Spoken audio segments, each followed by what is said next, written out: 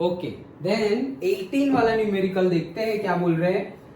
Using SPDF notations describe the orbital with the following quantum numbers. अच्छा, ये तो easy है, ये करोगे क्या या मैं करवाऊं? कोई बात नहीं, तुम्हारे लिए तुम्हें क्वेश्चन बना दो, अभी मैं ही करवा देता हूँ. यूजिंग SPDF बताओ. चलो पहला n is equals to 2, l is equals to 1. बस, हाँ बस. ओके, तो ये तो इजी है ना. क्या पहले साइड में ही लिख लो. l इज इक्वल्स टू 0 के लिए s, 1 के लिए p, 2 के लिए d, 3 के लिए f और n तो तुम्हें गिवन ही है. तो ये क्या बन गया? 2p. खत्म. हाँ, ओके. और क्या है आगे? n is equals to 4, n is equals to 4 and l is equals to 0. तो 4 0 मतलब क्या? s. खत्म. Then n is equals to 5, l is equals to 3. तो क्या लिखेंगे? 5 3 मतलब f. अब अगर थोड़ा और समझदार टीचर और ज्यादा डिटेल में पूछ लेंगे. l is equals to -1. ये तो +1 था, ऐसे पूछ लेंगे. n is equals to 2 and l is equals to -1. तो क्या करोगे? 2p यहाँ पे लिख देना z. क्यों? क्योंकि +1 0 -1, तो p के लिए 3 है, तो px py and pz. Okay, तो l इज इक्वल्स टू -1 किया तो 2pz. सिर्फ 2p नहीं, 2pz. अगर प्लस में ही लिखा है तो सिर्फ 2p. डन. ओके, ये मिल गया 5f. 5f भी था. हाँ, और लास्ट में क्या बोला है? n is equals to 3, l is equals to 2. n is equals to 3, l is equals to 2. तो 3l2d, 3d. खत्म. That's it. तो एमसीक्यू में ऐसा छोटा मोटा शायद पूछ ले. सिंपल है. ओके, तो कोई भी नंबर गिवन हो, कोई भी ऐसे नंबर एड्रेस गिवन हो. क्वांटम नंबर हमने बोला था क्या है? वो simply address of the electron.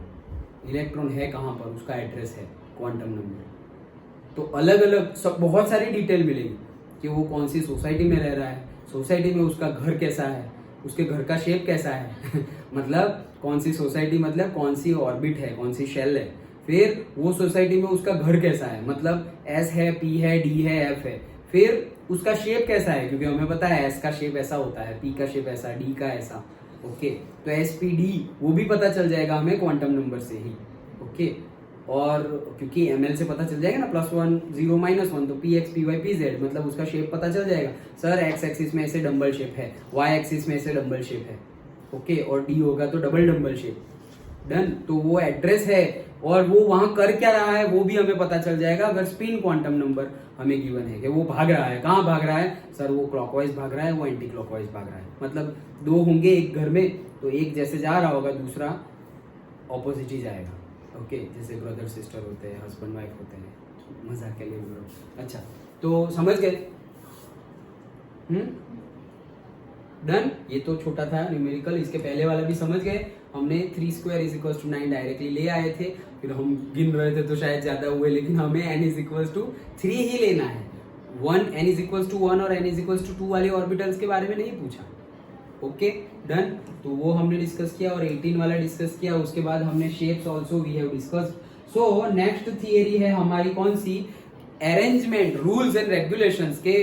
कोई भी हमारा जो एलिमेंट अगर गिवन हो तो उसकी तुम इलेक्ट्रॉनिक कॉन्फ़िगरेशन जो 9th में लिखते थे उससे डिटेल्ड वाला. 9th में तो तुम KLMN में लिख देते थे 2 8 18 32, लेकिन अब और भी डिटेल में मतलब PX में डाला है, PY में डाला है या PZ में डाला है. ओके, DX² - Y² में डाला है, DXZ में डाला है, कहाँ डाला है ये इलेक्ट्रॉन.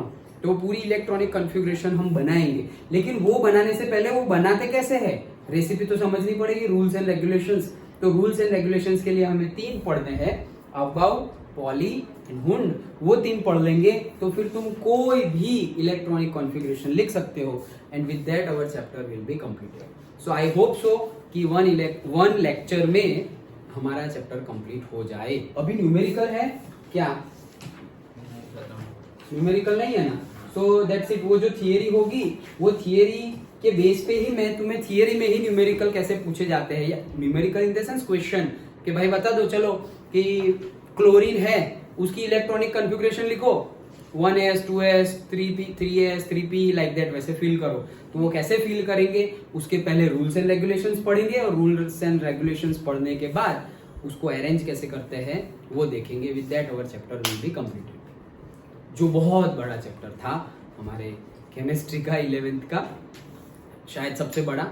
ओके तो वो हमारा कंप्लीट हो गया। अंडरस्टूड? आया समझ में?